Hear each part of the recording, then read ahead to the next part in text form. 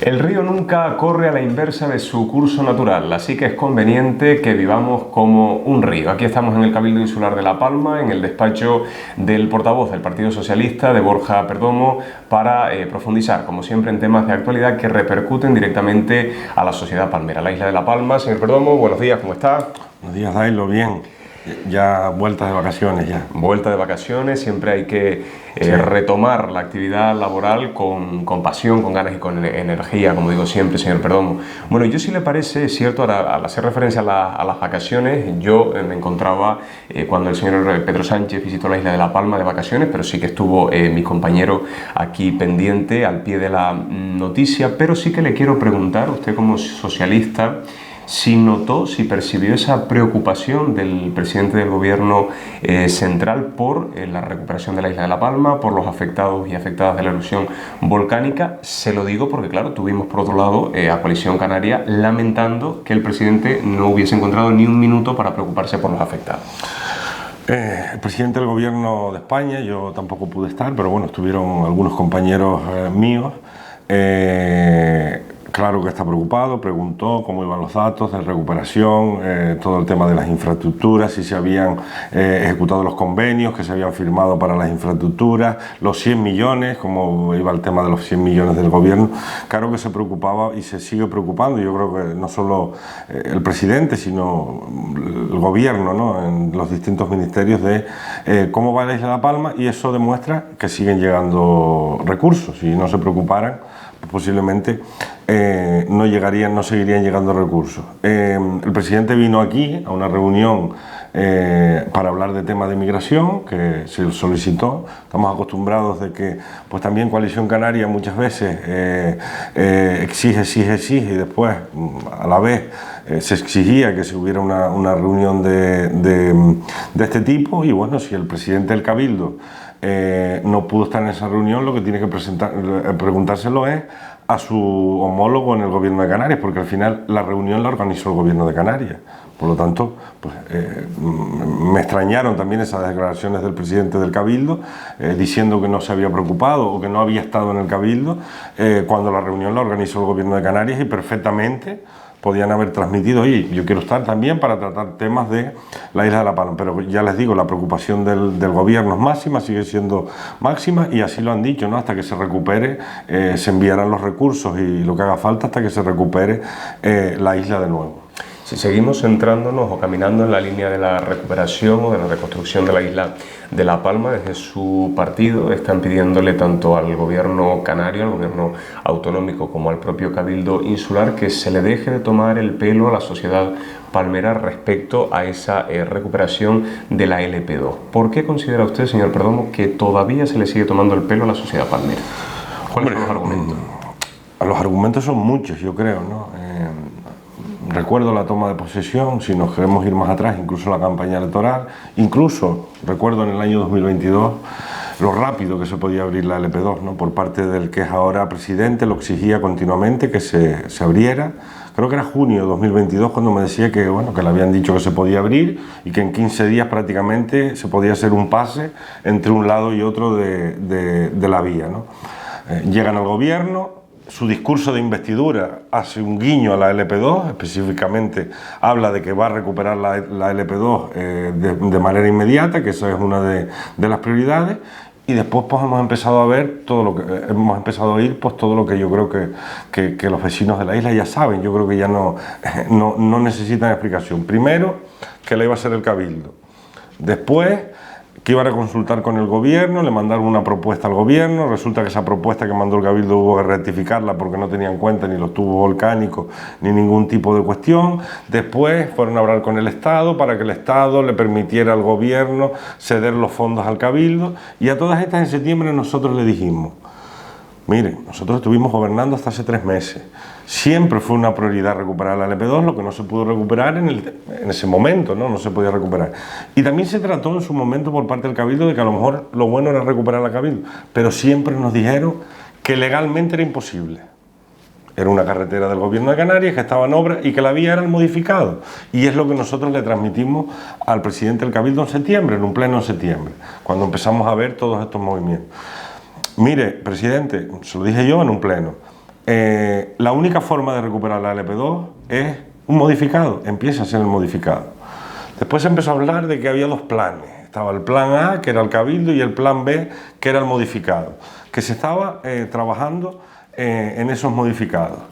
Hay una comparecencia tengo aquí los documentos, hay una comparecencia del consejero de Obras Públicas del Gobierno de Canarias, donde habla de que se ha desechado la alternativa del Cabildo porque no tenía en cuenta lo que te comenté de los tubos volcánicos. Después se dice que se hace un encargo de ese modificado en el mes de diciembre, y cuando nos damos cuenta por registro de entrada que lo hemos pedido, vemos que ese encargo de la propia LP2 se realiza el 8 de febrero de 2024. Está aquí una contesta del consejero de Obras Públicas del Gobierno de Canarias. Ese encargo se hace el 8 de febrero. Por lo tanto, ya se le empieza a mentir a los ciudadanos, porque se dice que se está trabajando paralelamente en que la haga el Cabildo o bien en ese modificado. Por lo tanto, el modificado se encarga el 8 de febrero de este año. Yo lo que le digo es, vamos a hablarle claro a la gente, vamos a decir la verdad. Oye, no se pudo hacer con esta vía y no hemos explorado otra vía hasta febrero. Por lo tanto, yo lo que le digo al presidente siempre es, si en septiembre hubiéramos, porque yo creo que esto fue un empecinamiento personal, a él le molesta que lo diga, pero esto yo creo que es un empecinamiento personal del presidente del Cabildo de decir, yo la abro yo, la carretera la abro yo. No, la carretera la tiene que abrir el gobierno y es la única vía jurídica que se puede explorar, y así se lo han demostrado los informes del gobierno y los informes del Estado con los recursos de carretera. Por lo tanto, si la LP2 en septiembre hubiera empezado a hacer su modificado, las máquinas ya estarían trabajando en la LP2. Otro tema que nos preocupa, el otro día, cuando se recibió la carretera a las costas, oímos al consejero de Obras Públicas del Gobierno de Canarias decir que este año 2024 era clave para terminar los trámites administrativos de la recuperación de la LP2. Por lo tanto, nos alarmamos más porque ya nos están dando a entender que a lo mejor es posible que la LP2 no empiece hasta 2025. Entonces, eso es un engaño a la ciudadanía. Diga usted lo que ha pasado. Se prometía abrir urgentemente y ya ha pasado 1 año y 3 meses del gobierno y no sabemos absolutamente nada de la LP2. Y cuando hablamos, señor Perdomo, de trámite administrativo, por ejemplo, yo le pregunto, no sé si ya ustedes del Partido Socialista saben, respecto a esta carretera, a la LP2, si tiene que someterse a una evaluación ambiental o no. No, lo que nos han transmitido es que no. En teoría no se va a someter a evaluación ambiental, por lo tanto entendemos que tiene que salir antes, porque la tramitación ambiental puede ser una de las cuestiones que paralice aún más esa apertura. Lo que nos han trasladado es que en principio va a quedar exenta de esa trámite ambiental, por lo tanto no sabemos qué es lo que pasa, porque el proyecto está entregado del modificado, queda aprobarlo en Consejo de Gobierno, que no lo sé si estará aprobado o no, pero bueno, la siguiente fase sería aprobarlo y lo siguiente es poner los recursos y empezar con... Además, es más sencillo porque ya tienes una empresa que está trabajando en la LP2, la empresa que está ejecutando la obra del sur. Por lo tanto, no entendemos, por eso creemos que esto es un engaño y se está jugando con la desesperación de los vecinos del sur, de Fuencaliente y de Las Manchas. Y se jugó en la campaña electoral, porque nosotros siempre dijimos, de momento no es posible recuperar la LP2 en ese momento. La vamos a recuperar, pero no es posible. Se nos dijo, no, ustedes no quieren recuperar la LP2 porque les interesa recuperar otras vías. No, todos teníamos claro que la LP2 es una vía necesaria y que se tiene que recuperar cuanto antes. Ahora lo que no podemos es estarle mintiendo a los ciudadanos de la isla de esta forma. Yo recuerdo también en una de las últimas entrevistas que hicimos, no sé si fue aquí en su despacho o estábamos en nuestro plató de Onda Cero La Palma, que le preguntamos también por otro evento, por otro acontecimiento que incluso otros políticos han llegado a calificar de expediente X, que puede ser en este caso el Blue Experience. Yo también recuerdo haberle preguntado en una entrevista y justamente me decía, estamos recibiendo sobre la marcha la justificación, la respuesta por parte de Coalición Canaria. Bueno, yo le pregunto si usted ya ha podido finalmente analizar detenidamente cuál es esa justificación y si le da por válida la misma. Hombre, yo la justificación, darla por válida, la doy por válida. Otra cosa es que haya merecido la pena la inversión. En el ROI, que es el documento que se nos entrega, firmado, ¿no?, de la repercusión que tiene el festival, se nos dice que el festival ha llegado a tener un alcance en medios de comunicación y demás, ¿no?, de unas 700.000 personas. según una encuesta de medios, de lo que se publicitó y demás, y que de cada 1000 personas, de esas 700.000, de cada 1000 personas, se supone que se han captado 9, o sea que 9 han estado disfrutando los distintos conciertos o las distintas actividades que se han planteado en este momento. Si quitamos la cuenta, salen unas 6.300 personas, que ni de broma. Todos sabemos la asistencia que hubo a los conciertos aproximadamente, porque se veían fotografías, ¿no? Yo no estuve en ninguno, pero sí conozco gente que estuvo, y bueno, la afluencia fue bajísima. Después otra cuestión, el gasto fueron 500.000 euros. De ahí nos dicen que la repercusión es 1 millón, o sea, de 500.000 euros, al final lo que hemos ganado son 500.000 euros más según los gastos, y que de esos 500, 214.000 euros se han ido a empresas de la isla de La Palma, que me parece bien, que colaboraron con el montaje y con todo lo que tiene que ver con el concierto. Por lo tanto, yo creo que es un fiasco. Al final estamos hablando de un festival en el que se han gastado 500.000 euros, se han quedado en la isla probablemente esos 214.000 euros que estamos hablando en empresas y demás, y ha tenido una repercusión de 1 millón. Bueno, 500.000 euros más, que es lo que comenta o lo que se pone en ese dossier, pero también nos llama la atención que en el dossier no vienen datos de participación. O sea, los datos que yo te he dado son de lo que ellos comentan que, respecto a lo que captas y demás, pero cuando preguntas por datos reales de participación, no existen datos de público asistente. En ese informe no hay datos de público asistente.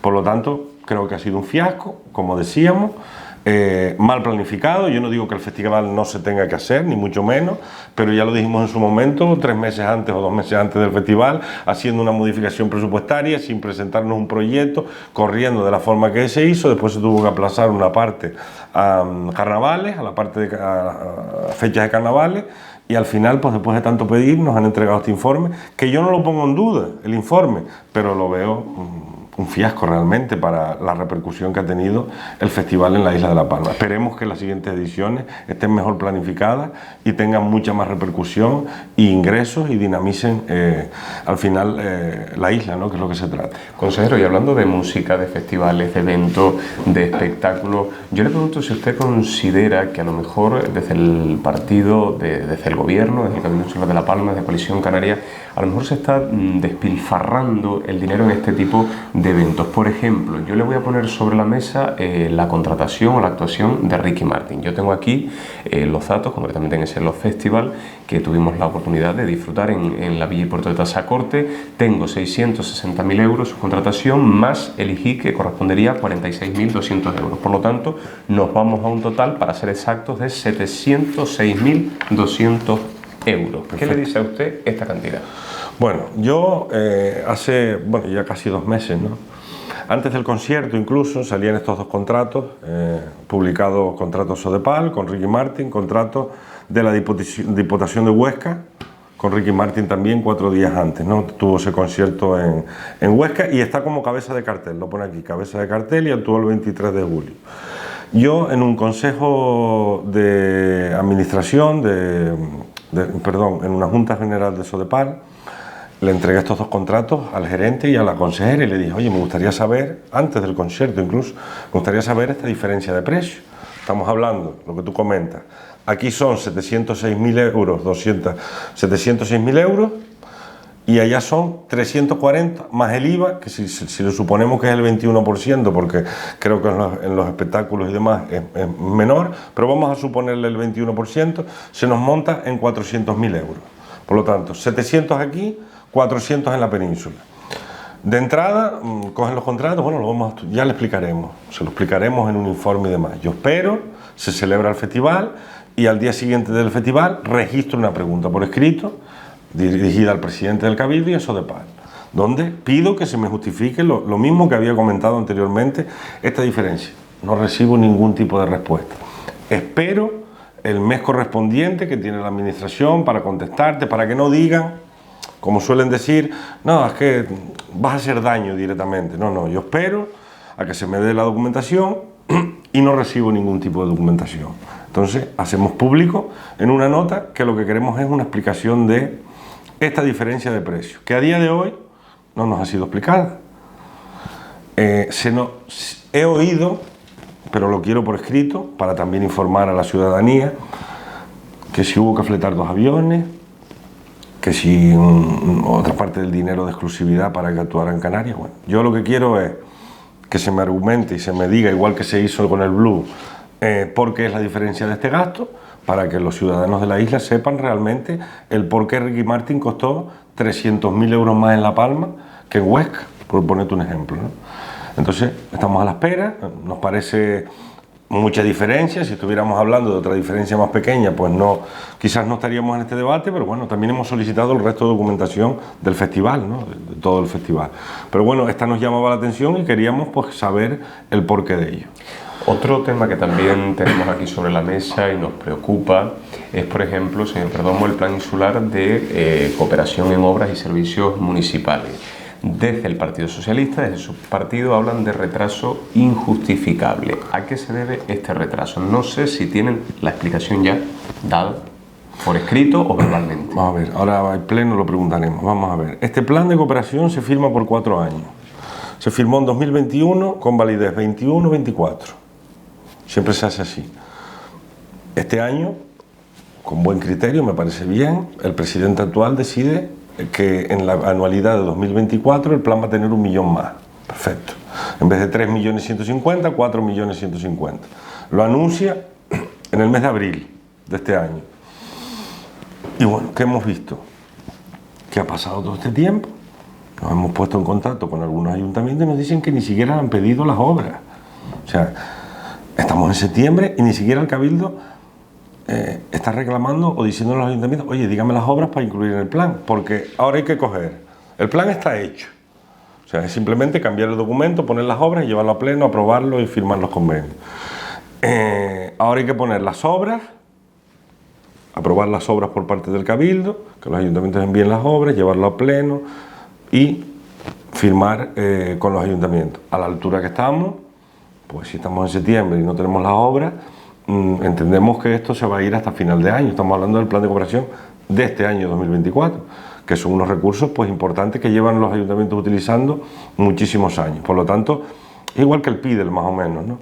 Vemos que en los asuntos importantes está habiendo unos retrasos considerables por parte del Cabildo Insular de La Palma, como son estos asuntos con los ayuntamientos, ¿no? Porque en el caso, por ejemplo, del PIB, ahora mismo acaba usted de hacer referencia a él, estamos hablando de ese Plan Insular de Desarrollo Local. Yo le he escuchado a usted decir que estamos ante un auténtico galimatías. En enero de este año, 31 de enero, lo tengo apuntado aquí para que no se me olvide, se anuncia un Plan Insular de Desarrollo Local de 10 millones de euros por año durante 4 años. Nosotros lo apoyamos, votamos de esa modificación de crédito y en ese presupuesto. Perfecto. Dijimos, hombre, que lo interesante es que ya había un plan de cooperación que te permitía hacer pequeñas obras y lo que quisieras. Oye, vamos a enfocar esto de una manera que sean un plan insular donde se hagan obras más grandes, tipo FEDECAN, pero bueno, salga de aquí de La Palma, bueno, sí, todo perfecto y demás. Se aprueba y ya empieza mal en el presupuesto. Primero, se pone la mitad en el capítulo 6, la mitad en el capítulo 7. Capítulo 7 quiere decir transferencia del Cabildo a los ayuntamientos. Capítulo 6, inversión propia del Cabildo. Y ahí se empieza a decir que lo hacen los ayuntamientos. Se reúnen todos los ayuntamientos, se hace una modificación de crédito para cambiar de capítulo. Vale, lo van a hacer los ayuntamientos.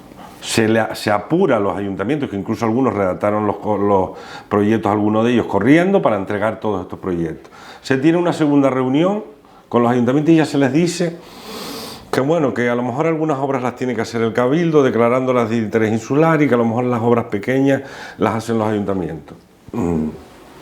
Hay ayuntamientos que han presentado hasta 12 obras y otros a lo mejor una obra, porque prefieren hacer una obra grande en su municipio con lo que les toca. Pues a día de hoy los ayuntamientos están igual, sin saber qué hace el Cabildo, qué hace el ayuntamiento. Estamos prácticamente igual, sin saber realmente quién va a ejecutar, cuáles se van a ejecutar, cuáles no se van a ejecutar por parte del Cabildo. Si esa declaración que lo hemos pedido y no se nos ha dado, el otro día sí se nos dio la relación de obras que ya se había mandado, pero tampoco sabemos con qué criterio se va a declarar una obra de interés insular, porque todas las obras no son de interés insular, por mucho que queramos.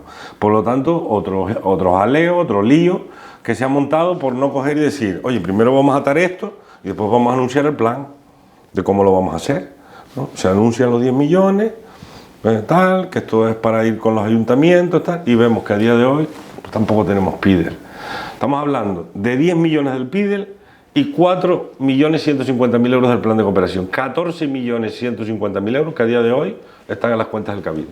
Vamos a cerrar aquí la entrevista, consejero, por supuesto siempre desde este medio de comunicación con el compromiso de darles continuidad, de, digamos, estudiar la evolución de todos estos proyectos, de todos estos temas que hemos visto hoy en esta entrevista y haremos las averiguaciones pertinentes. Muchísimas gracias por habernos atendido. Muchísimas gracias a ustedes como siempre.